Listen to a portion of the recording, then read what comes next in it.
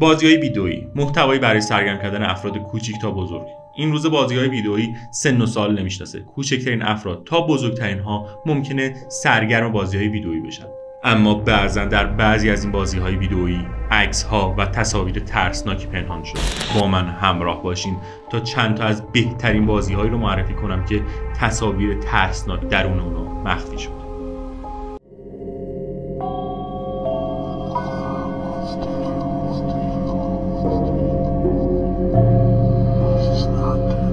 شاید کمتر کسی باور کنه که بازی سونیک داخلش تصاویر ترسناک پنهان شده.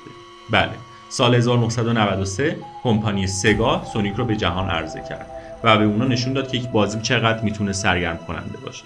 اما بلافاصله پس از انتشار این بازی شایعات مختلفی راجع به اون گفته میشد که یک سری رمزهای عجیب برای عبور از درهای مخفی اون وجود داره و همچنین با زدن بعضی رمزها صفحات بازی تغییر میکنه. خیلی زود افراد شروع به استفاده از این رمزها کردن و وقتی که بازی رو در صفحه اول رمزش رو میزدن صفحه به طور کامل عوض میشد. برخی کاربرا گزارش دادن که اگر در صفحه اول بازی رمز 1225 یا 122564 رو بزنید صفحه بازی عوض میشه، رنگش تیره میشه و اون چیزی میشه که الان دارید میبینید.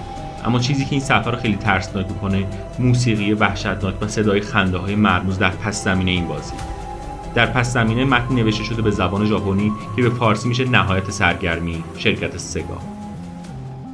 اما طبق بررسی‌های به عمل اومده مشخص شده که تصویر چهره‌ای که دارید می‌بینید تصویر شیطانی ژاپنی به اسم کانجیه.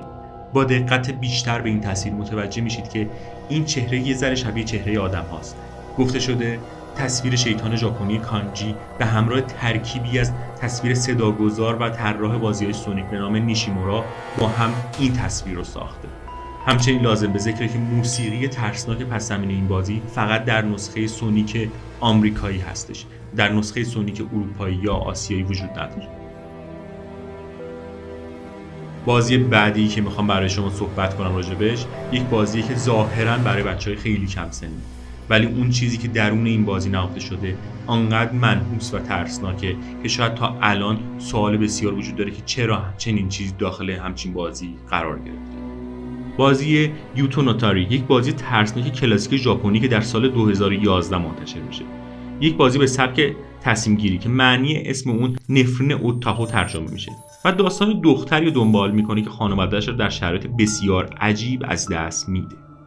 شرایط حاکی در بازی به گونه‌ای که باید در یک خانه عجیب جن‌زده سپری کنه و به دنبال سرنخ‌هایی که خواهر کوچیک‌تر از خودش به جای گذاشته بگرده و این راز عجیب رو کشف کنیم که خواهر به کجا رفته. این بازی اگرچه توی ژاپن خیلی محبوب بود ولی در ایالات متحده و اروپا اصلا فروشی نداشت. علتش این بود که این بازی اصلا ترجمه نشد به زبان انگلیسی. بنابراین فقط مخصوص خود ژاپن بوده و در داخل ژاپن به فروش رفت. توی این بازی تصاویر ترسناک یه دفعه به نمایش در میاد ولی در بخشی از بازی ممکنه تصاویر بسیار عجیب بشه. یک کاربر نوشته در سال 2014 وقتی خواسته بخشی از این بازی رو در یوتیوب آپلود کنه به نقص عجیبی برخورده که مطمئن نیست این نقص مربوط بخشی از این بازیه یا نه.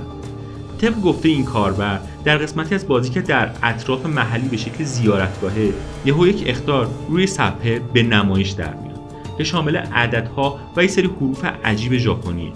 با بررسی بیشتر این حروف عجیب ژاپنی و اون عددها متوجه شدن که این در واقع یک طلسم منحوس ژاپنیه و بسیار ترسناک. پس از این متن تصویر سیاه میشه و یک تصویر وحشتناک بیجانه یک زن به نمایش در میاد. اما در پایان بازی مشخص نشد که این تصویر مربوط به یک آدم واقعیه یا ساختگی و پیام خطا برای همه نمایش داده نمیشد. و همچنین لازم به ذکره که بگم این اخطاری که در روی صفحه میاد برای همه به نمایش در نمیاد، فقط برای افراد خاص به نمایش در میاد. بازی بعدی که میخوام راجبش برای شما صحبت کنم یک بازی با ظاهری کودکانه است ولی محتوایی که در اون مخفی شده بسیار ترسناکه. منتها قبل از اینکه راجب این بازی صحبت کنم خواهش میکنم اگر تا اینجای ویدیو لایک نکردید لایک کنید، اگر کانال رو سابسکرایب نکردید سابسکرایب کنید و با کامنت گذاشتن به ما خط و مشی درستی رو بدید که چه محتوایی دوست داریم برای شما آماده کنیم. بریم سراغ بازی سوم.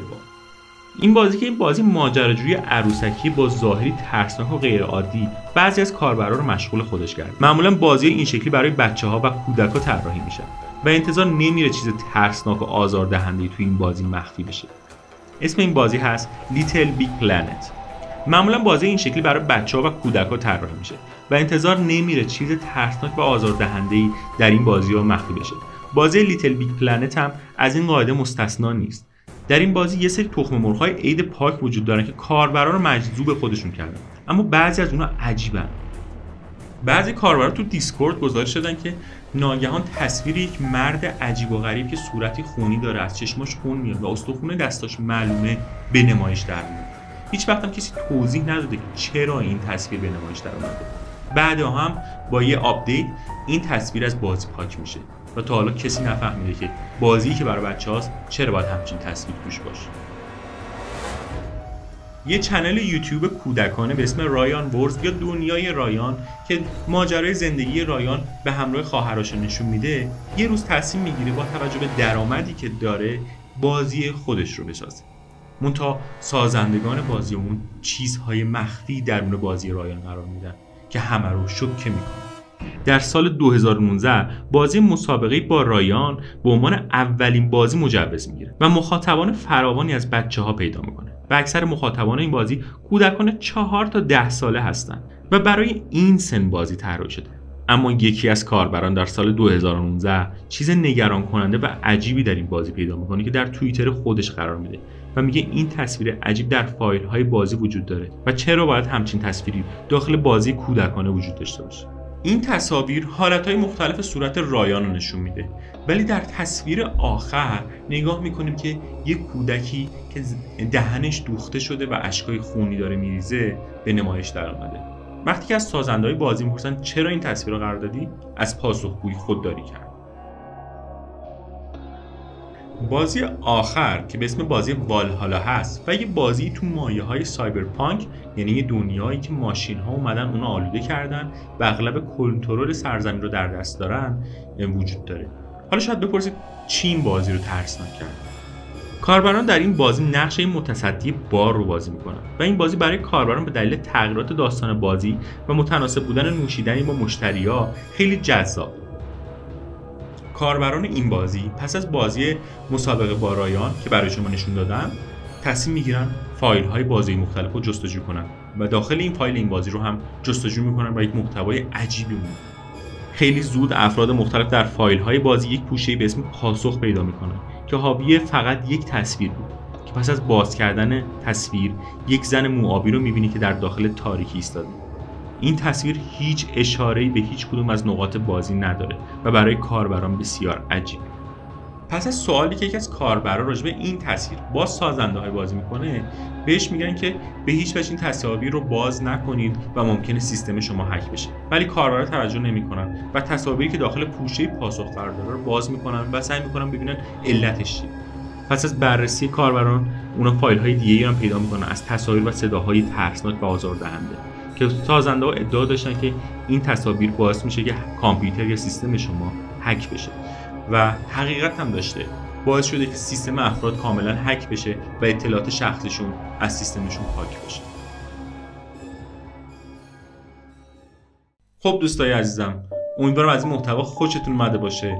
اگر شما تصاویر یا ایستر اگ‌های ترسناکی درون بازیاتون دیدید، توی کامنت‌ها برای من بنویسید و اگه دوست دارید محتوایی راجع به مفاهیم یا چیزهای ترسناک درون فیلم‌ها یا بازی‌ها که مخفی شدن برای شما بسازم، حتما برام تو کامنت‌ها بنویسید. اگه از این ویدیو خوشتون اومده، باعث افتخار منه که لایک کنید. اگه چنل رو سابسکرایب نکردید، بدونید که ما هر هفته محتواهای عجیب غریب، ترسناک و پرونده‌های جنایی می‌ذاریم برای شما و با سابسکرایب کردن میتونید که با این محتوا سرگرم بشید.